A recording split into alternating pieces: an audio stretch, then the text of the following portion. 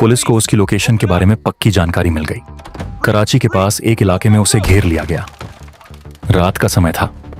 माहौल तनाव से भरा हुआ था। चारों तरफ पुलिस तैनात थी। हर कोई जानता था कि यह ऑपरेशन आसान नहीं होगा। अचानक गोलियों की आवाज गूंज उठी। मुठभेड़ शुरू हो चुकी थी। कुछ मिनटों तक दोनों तरफ से फायरिंग होती रही। यह एक खतरनाक और निर्णायक पल था।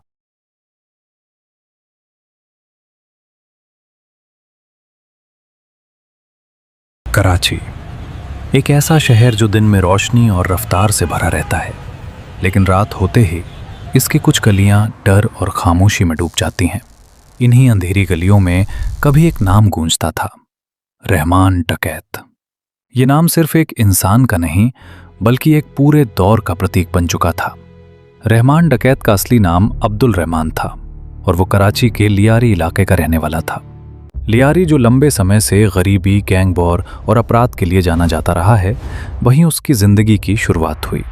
यहाँ के हालात ऐसे थे कि बच्चों के पास सही रास्ते चुनने के मौके बहुत कम होते थे। रहमान का बचपन भी इन्हीं मुश्किल हालातों में बीता। घर की आर्थिक स्थिति कमजोर थी और आसपास का माहौल हिंसा से भरा हुआ था। कम उम्र में ही उसने सड़कों से जिंदगी सीखनी शुरू कर दी। शुरुआत छोटे मोटे अपराधों से हुई, कभी चोरी, कभी झगड़ा, कभी लोकल गैंग्स के लिए छोटे काम। लेकिन धीरे धीरे ये सब उसकी आदत बन गया। उसमें एक खास बात थी, वो निडर था। जहां दूसरे डर जाते थे, वहां रहमान आगे बढ़ता था। यही उसकी ताकत बन गई। 1990 के दशक के आखिर और 2000 की शुरुआत में उसने अपना खुद का गैंग बना लिया। उसके साथ जुड़े लोग भी उसी इलाके के थे, गरीबी और गुस्से से भरे हुए। धीरे धीरे उसका गैंग मजबूत होता गया और लियारी के कई हिस्सों पर उसका कंट्रोल बनने लगा। अब लोग उसे अब्दुल रहमान नहीं, बल्कि रहमान डकैत के नाम से जानने लगे थे। उसका नाम सुनते ही लोगों के दिलों में डर बैठ जाता था। लियारी की गलियों में उसका इतना खौफ था कि अगर उसकी गाड़ी किसी इलाके में दिखाई दे जाती तो लोग अपने घरों के दरवाजे बंद कर लेते थे। दुकानदार तुरंत शटर गिरा देते थे। कोई भी उसके खिलाफ बोलने की हिम्मत नहीं करता था। लेकिन उसकी कहानी सिर्फ डर तक सीमित नहीं थी। कुछ लोग उसे रॉबिन हुड भी मानते थे। कहा जाता है कि वो अमीर लोगों से पैसे लेकर गरीबों की मदद करता था। किसी की बेटी की शादी हो, किसी का इलाज, वो मदद करता था। यही वजह थी कि जहां एक तरफ लोग उससे डरते थे, वहीं दूसरी तरफ कुछ लोग उसे अपना सहारा भी मानते थे। हालांकि सच्चाई इससे कहीं ज्यादा कड़वी थी। उसके गैंग पर कई गंभीर अपराधों के आरोप थे। टारगेट किलिंग, भत्ता वसूली, किडनैपिंग और ड्रग्स का कारोबार। कराची में उस समय गैंग वॉर अपने चरम पर था और रहमान डकैत उन सबसे खतरनाक गैंगस्टर्स में से एक बन चुका था। उसके दुश्मनों की संख्या भी लगातार बढ़ रही थी। धीरे धीरे उसका नाम राजनीति से भी जुड़ने लगा। कुछ रिपोर्ट्स के अनुसार उसका संबंध पाकिस्तान पीपल्स पार्टी से जोड़ा गया। इस कनेक्शन ने उसकी ताकत को और बढ़ा दिया। अब वह सिर्फ एक गैंगस्टर नहीं रहा था, बल्कि एक ऐसा प्रभावशाली व्यक्ति बन चुका था जिसका असर पूरे इलाके पर था। लियारी उस समय एक युद्ध क्षेत्र जैसा बन चुका था।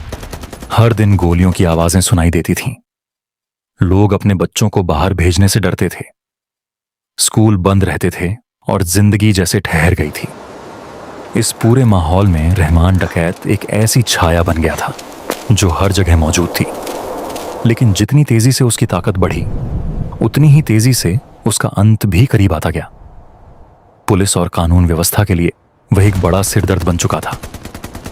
कई बार उसे पकड़ने की कोशिश की गई, लेकिन वह हर बार बच निकलता था।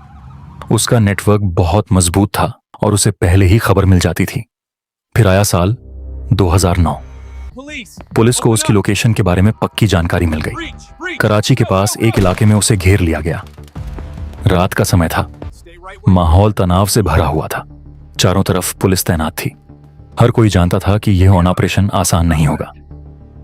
अचानक गोलियों की आवाज गूंज उठी। मुठभेड़ शुरू हो चुकी थी।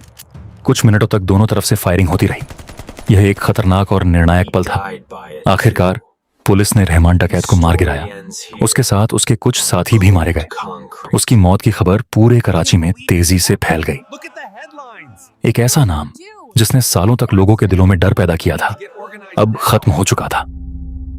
लेकिन क्या सच में सब खत्म हो गया था? नहीं। उसकी मौत के बाद भी लियारी में शांति नहीं आई। उसकी जगह लेने के लिए नए गैंग सामने आ गए। हिंसा का सिलसिला जारी रहा। इससे यह साफ हो गया कि समस्या सिर्फ एक इंसान नहीं था, बल्कि वह पूरा सिस्टम था जिसने ऐसे लोगों को जन्म दिया। आज भी लियारी की गलियों में रहमान डकैत की कहानी सुनाई देती है। कुछ लोग उसे खतरनाक अपराधी के रूप में याद करते हैं, तो कुछ उसे एक ऐसे इंसान के रूप में जिसने अपने इलाके के लिए कुछ किया। लेकिन सच्चाई यही है, अपराध का रास्ता कभी सही नहीं होता। उसका अंत हमेशा हिंसा और नुकसान में ही होता है। रात के सन्नाटे में जब कराची की गलियां शांत होती हैं, तो ऐसा लगता है जैसे इतिहास की कोई पुरानी आवाज अब भी गूंज रही हो। एक नाम, एक कहानी, रहमान डकैत।